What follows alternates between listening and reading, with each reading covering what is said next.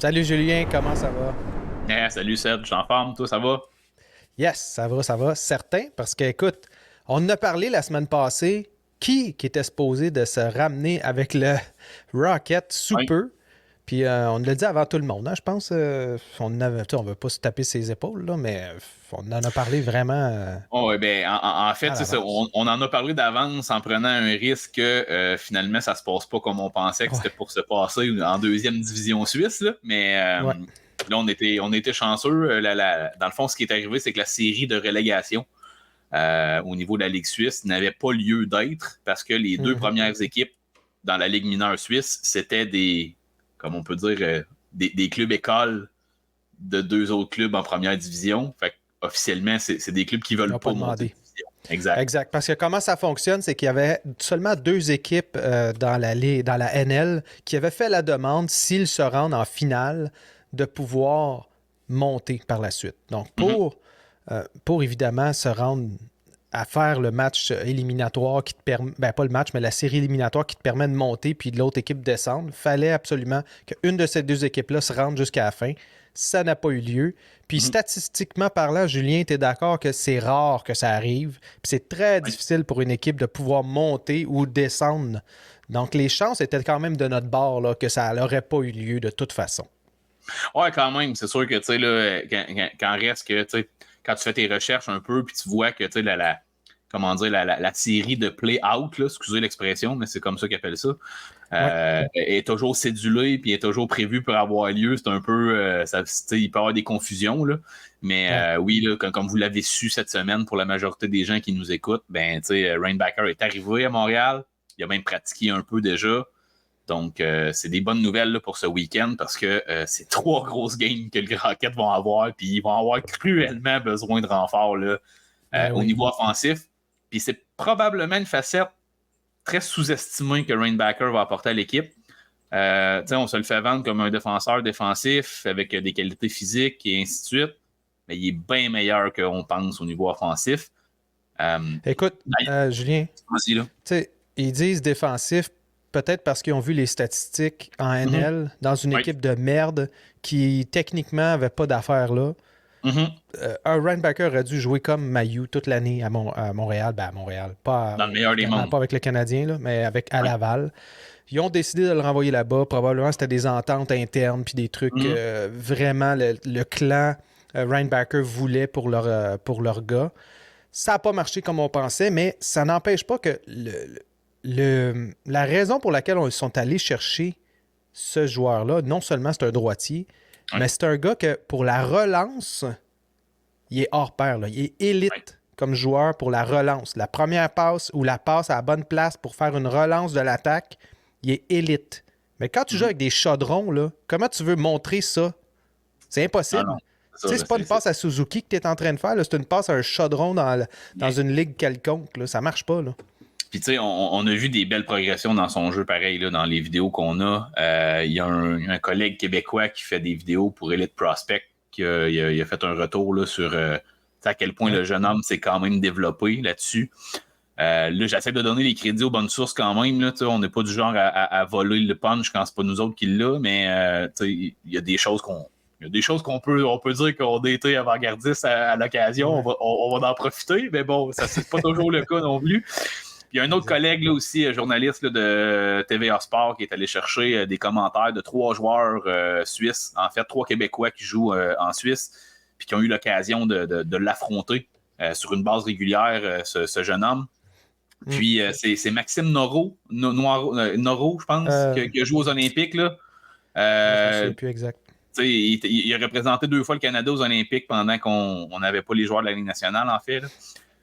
Il a mentionné que, écoute, ce jeune homme-là, s'il avait joué junior Ligue canadienne cette année, il aurait fait probablement entre 70 et 80 points. Là, donc, Exact. il faut arrêter de penser qu'il n'y a pas de potentiel offensif là, chez Rainbacker. Là. Ben, c'est ça. Tout est une question de est-ce que ça serait les premières passes ou des deuxièmes passes. Mm-hmm. Quand on pense aussi à Reinbacker en Suisse, évidemment qu'on passe aux trois coachs en une année, comme me mentionne Zegris dans le chat, mais Vraiment. aussi le fait qu'il il est très jeune. Là. On parle d'un jeune de 19 ans, mais il avait 18 quand il a commencé la saison parce qu'il a eu 19 ans en fin octobre. Mm-hmm. Il a commencé à 18 ans, puis déjà, c'était le défenseur le plus utilisé en termes de minutes. La seule chose qui faisait moins, c'était les avantages et les désavantages dans son équipe. Mais pour ce qui est des minutes de jeu à 5 contre 5, là, c'était un top. Puis même dans la ligue, c'était parmi je pense que c'était dans le top 20 ou dans le top 15 en termes de 5 à 5 contre 5. Là.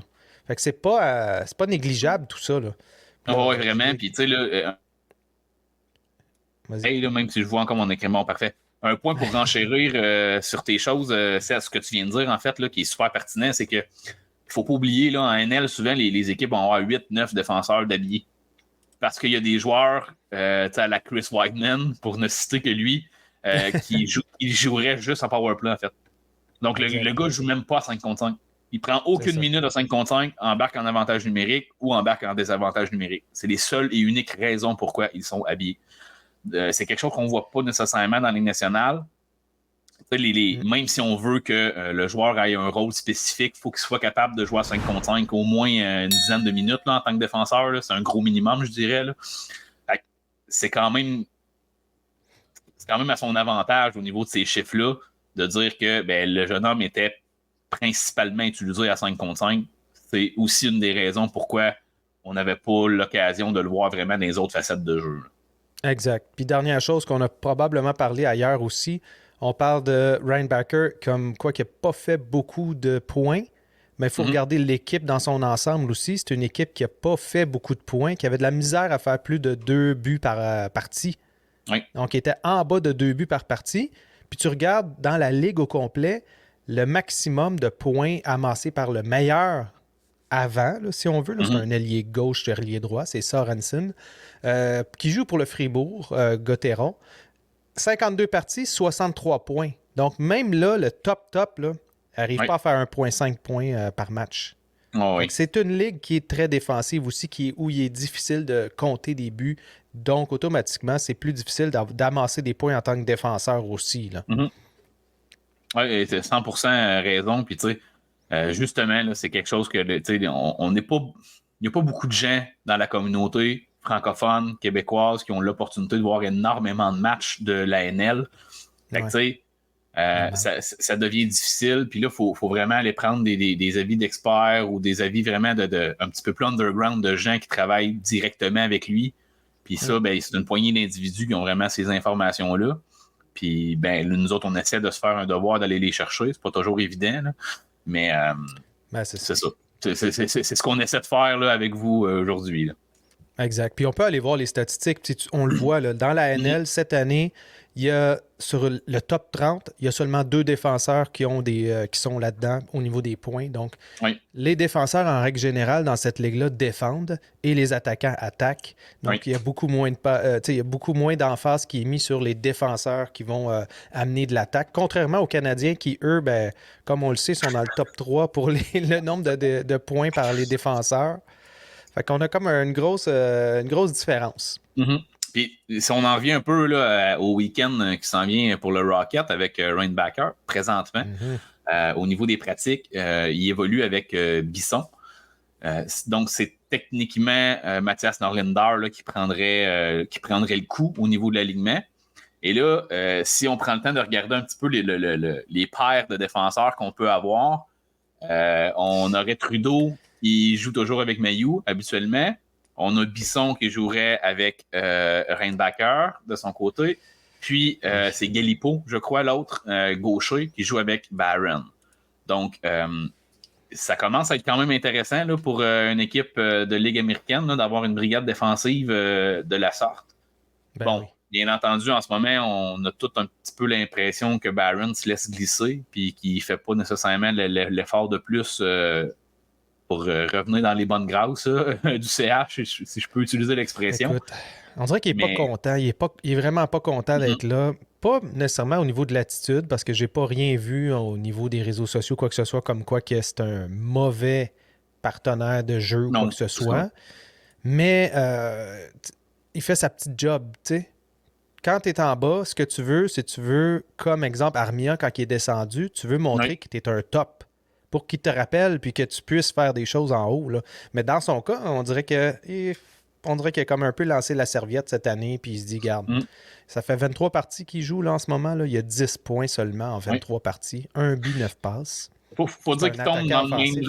Ouais, mais il tombe dans le même rôle qu'il y avait à Montréal. T'sais, donc, tu te fais rétrograder, mais tu n'as pas un rôle supérieur à ce que tu avais en haut. C'est quand même un peu particulier comme situation aussi, là, parce qu'en bas, il donne tout le temps de jeu offensif à Mayu, pas mal plus qu'à Barron. Il faisait la même chose en haut avec,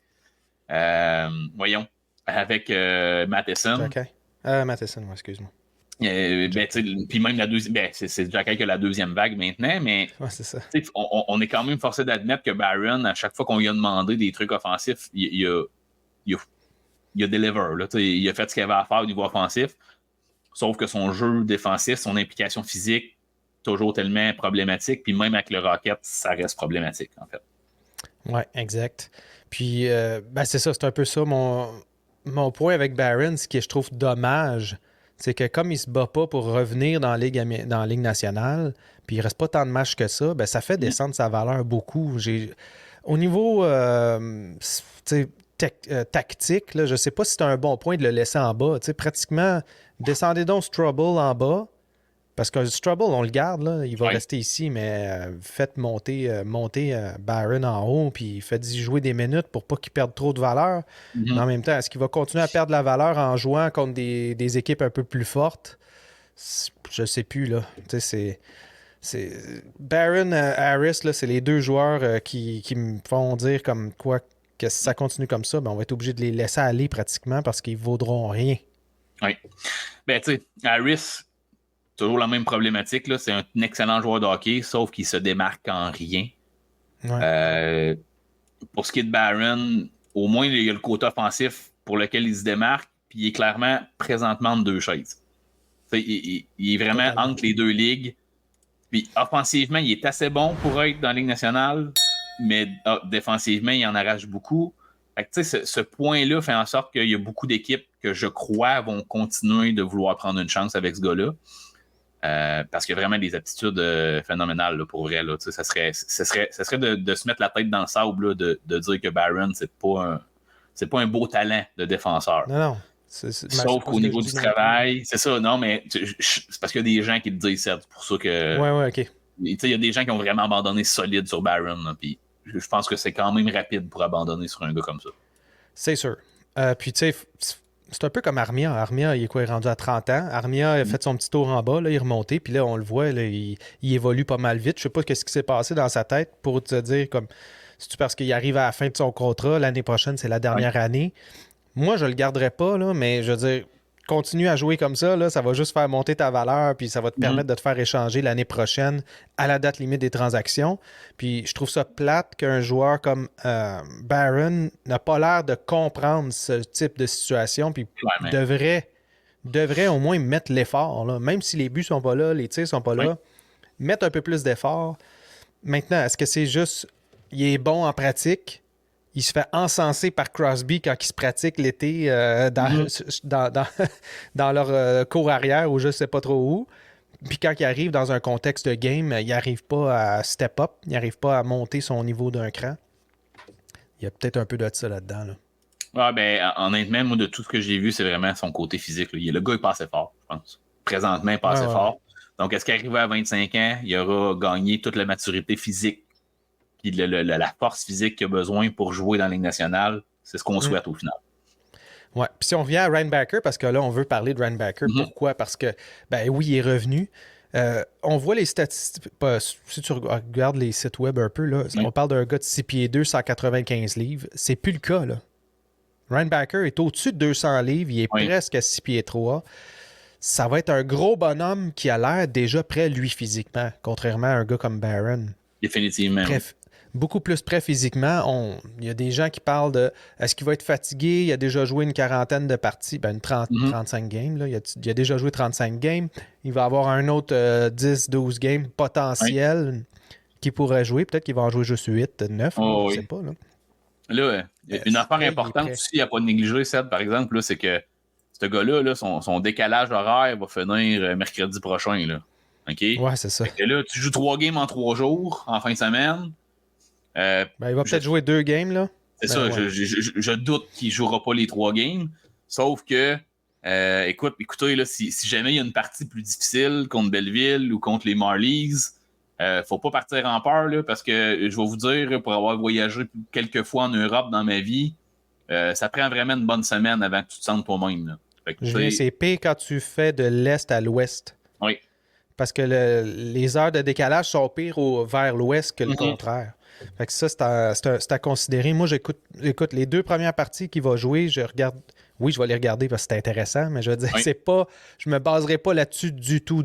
Il faut Premièrement, il faut que les attaquants, puis que lui puisse faire comme tu disais, qu'ils jouent ensemble, que ça soit prévisible leur jeu. Oui. Puis lui doit s'adapter à ce niveau-là qui est différent. Le niveau, évidemment, les patinoires sont moins larges, sont moins grandes. Puis le fait que c'est moins large, ben, les passes sont différentes aussi. Tu sais, tu vas faire des passes un peu plus sur le bord des bandes que tu vas faire des passes transversales parce que tu as moins d'espace. Donc ça va être un truc à regarder. Il faut souvent que tu fasses des passes un peu moins dans la zone puis un peu plus sur le tape au niveau de du hockey nord-américain. Oui, exact. Parce que tu n'as pas toujours le temps d'aller la rechercher, la rondelle, s'il n'est pas sur le tape, la passe. Et si vous comprenez la nuance que je faisais en parlant de dans la zone, là, au hockey, la glace est tellement grande que tu peux juste lancer la rondelle en avant du joueur, puis là, le joueur va avoir une bataille avec son joueur pour récupérer la rondelle. Fait que, ça fait des passes qui fonctionnent souvent, mais dans la ligne nationale, tu mets ton joueur à risque en faisant ça. Oui, exactement. Puis, qu'est-ce que tu dirais, toi, de Reinbacker qui sont les plus grandes, ces plus grandes qualités que les gens pensent peut-être pas, parce qu'évidemment, on pense défensif. C'est quoi, toi, que tu vois en ce joueur-là qui dit, garde, c'est vraiment un gars d'élite, puis c'est pas pour rien qu'on l'a pris en 5e? Oui. Écoute, c'est beaucoup en lien avec sa prise de décision. C'est un gars qui réfléchit vite sur la glace, qui va préférer, garder la rondelle que s'en débarrasser. Fait que c'est pas un défenseur qui va être pris de court parce qu'il y a trop de pression sur lui. Il va coller à puck sur le long de la bande, il va prendre la mise en échec, puis il va se batailler pour ressortir la rondelle à un de ses joueurs dans des situations positives. Contrairement justement à Barron, parce que c'est lui qu'on a parlé tantôt, mais il va gagner ses batailles le long des bandes. Et juste ça va faire en sorte que j'ai le goût de faire un clin d'œil aux gens là, qui viennent nous écouter sur notre chaîne Connex. Mais c'est un gars qui est stoïque. C'est un gars qui panique pas. Il reste stable émotionnellement. Il n'y a pas de trop haut, il n'y a pas de trop bas. C'est ça. Il fait penser un peu à Carey Price, peut-être, au niveau de sa confiance, au niveau de son attitude. Fait que, tu sais, ça, au niveau de la Ligue nationale, pour justement avoir du jeu constant, être cohérent dans un système de jeu, c'est pas un gars avec qui tu vas te battre. Là. Il va embarquer dans ton système, il va te faire confiance, il va écouter ce que tu lui demandes de faire, il va le faire. Puis écoutez, là, ce qu'on voit jusqu'à maintenant, c'est que les gars qui font ça, ils progressent de façon fulgurante. Fait que, écoute, moi, j'ai hâte à voir. Dans 2 ans, je pense que tout le monde va... En tout cas, moi, l'impression que j'ai, c'est qu'il n'y a personne qui va être déçu de ne pas avoir pris Michkov. Écoute, ça, c'est une autre affaire. Là, on parle de s'il ne fait pas tant de points, puis ci, puis ça, c'est un il n'y a pas personne qui va être déçu. Moi, je suis convaincu qu'il n'y a pas personne qui va être déçu. Tu sais, il faut penser à une affaire là, vraiment importante. Les gens que tu repêches, tu les repêches pour les séries éliminatoires. Surtout dans ce cas-ci, on parle de Slavkovski, on parle de Reinbacker maintenant. Ben, ils viennent compenser pour des plus petits joueurs aussi. Tu sais, quand on regarde à l'avant, on a Suzuki, on a Caulfield, on a RHP, on a quelques joueurs qui sont encore là qui vont peut-être quitter, mais tu sais, puis quand tu regardes au niveau défensif, ben on va chercher un Lane Hudson. On a des gars comme Harris, comme Barron, qui, oui, sont 6 pieds 1, 6 pieds 2, 6 pieds, mais au niveau carrure, au niveau force physique, ils sont peut-être pas là. C'est pour ça qu'on a un Mailloux, on a un Reinbacker qui sont là. Goulet a toujours été gros quand il était dans le junior, toujours été imposant, mais quand il arrive maintenant dans la Ligue nationale, il est l'équivalent des autres. Il n'est pas tant Fait que là, lui, il va avoir une maturation qui va devoir s'effectuer dans son cas à lui aussi. Mais Ryan Backer est déjà gros, il est déjà fort. Puis comme tu dis, c'est un gars extrêmement calme. Moi, ça me faisait rire. Je pense que c'est là 2 jours, il y avait un paquet de médias qui étaient alentour de lui. Puis là, c'était comme, OK, mais là, si tu avais joué ici, est-ce que tu penses que tu aurais fait plus de points? C'est comme, qu'est-ce que c'est ça, cette question-là? Je sais pas. Oui. C'est impossible pour moi de le savoir. Non. Moi, j'aurais pogné les nerfs. Puis lui était calme, il faisait ses petites affaires. Il disait, écoutez, c'est des choses qu'on peut pas répondre, blablabla. Là, je l'écoutais, j'étais comme, my God, le jeune de 19 ans puis qui pogne pas les nerfs après des questions idiotes comme ça, chapeau. Puis, tu sais, là, encore là, écoutez, là, même si ça fonctionne pas avec Lane Hudson un jour, là, tu sais, puis, tu sais, si jamais Lane Hudson n'est pas ce qu'on pense, Goulet avec Rainbacker, là, vous avez même pas idée à quel point ça va être dévastateur. Et physiquement dur à jouer les deux. Puis Rainbacker, il va le prendre le premier powerplay, guys. Il n'y aura pas de misère à le faire si on en a vraiment besoin. Ça serait mieux un gaucher avec ce qu'on a à l'attaque présentement, par contre. Là. C'est pour ça que Lane Hudson est plus en vue pour cette position-là, clairement, même que Mailloux. Parce qu'avec ce qu'on a à l'attaque, ça prendrait un gaucher, idéalement. Mais il serait en mesure de le faire, tu sais. Puis tu me dis ça, puis ça me fait penser à... Regarde l'équipe Regarde les Golden Knights de Vegas. Là. La défensive, c'est qui? C'est Pietrangelo, oui. Mais c'est pas juste Pietrangelo. Là, maintenant, il y a Anefit qui vient de se rajouter. Là, mais c'était chez Theodore, Pietrangelo, là, il est à boire 6 pieds 3, 6 pieds 2, 215, 200 livres. C'est un duo comme ça, là, c'est à faire rêver, là, pour vrai. Là. Et analysez ça comme vous voulez. Là, c'est sûr que mon but n'est pas de faire des comparatifs, mais que les gars atteindront pas nécessairement, mais c'est 2 styles de joueurs, Goulet et Rainbacker, qui sont copiés-collés sur les styles de jeu, grosso modo, de Pietrangelo et de chez Theodore. C'est pour ça, ton exemple est excellent pour vrai. Là. C'est vraiment un espèce de copier-coller de ce que les deux autres apportent dans une équipe. Exact. Moi, ça me fait rêver parce que tu regardes ces gars-là à maturité. On parle toujours à 22, 23, 24 ans. Puis 25 ans, c'est pas mal ton pic, là, 25, 26. Là. Même peut-être maintenant, c'est 24, 25 parce que ça réduit un peu l'âge au niveau de la Ligue nationale. Là. Mais quand tu vois ça, ces gars-là, quand ils vont... On s'entend, on est en 2024, rajoute 3 ans, 2027... On parle d'être compétitif là, en séries éliminatoires, là, en 26, surtout en 27, en 28, en 29, là, on va avoir nos gars comme ça qui vont être prêts physiquement et mentalement pour se battre en série. Là. Ça va être toute une paire en tout cas, un quatuor de défenseurs. Puis honnêtement, on parle de top 2, top 4. Moi, je m'en fous que Ryan Backer joue sur une deuxième. Parce que quand on regarde le Canadien, là, qu'est-ce qu'ils font? Ils équilibrent le tout. Les défenseurs jouent à peu près le même nombre de minutes. Sur la première, c'est le deuxième duo de défenseurs. C'est le troisième duo de défenseurs qui en écope un petit peu. C'est tout. Fait que moi, j'ai pas de problème là, qui joue sur qui soit notre 4e défenseur, entre parenthèses, là, qui soit sur la deuxième duo de défenseurs. Ça va juste être plus dangereux pour les autres équipes qui doivent affronter le premier, puis après ça, ils se ramassent avec la deuxième ligne qui est aussi dangereuse. Là. Mais ça va dépendre des duos qui finissent par se former, en fait. Là. C'est vraiment ça. Exactement. Donc, ça fait le tour pour aujourd'hui au niveau du Rocket. Puis, oui, on parle de Ryan Backer beaucoup, mais écoutez, c'est normal. Là, on a hâte de le voir ce soir. Évidemment, on parle de vendredi soir. Vraiment. On a hâte que ça arrive puis qu'on puisse commencer à vous parler des choses excitantes. Là, on avait Mailloux à un moment donné, mais là, Mailloux, c'est rendu des anciennes nouvelles. Là. On le sait, là, il est prêt pour la Ligue nationale. Ça va il va arriver l'année prochaine. Lui. C'est ça. Peut-être un petit test, là, mais ça risque d'être plus l'année prochaine. Ou à moins d'un échange dans l'été, là, mais bon, ça... Ça serait plus un boom, comme dirait notre ami Frank. C'est ça, exactement. Donc, merci Julien, merci la gang. Si vous avez aimé ça, un pouce, suivez la chaîne, évidemment. Donc, du lundi au vendredi. Du dimanche au jeudi, c'est Frank. Vendredi, samedi, dimanche chez nous. Donc, exact. voilà, on se revoit demain. Salut Julien. Tout le monde.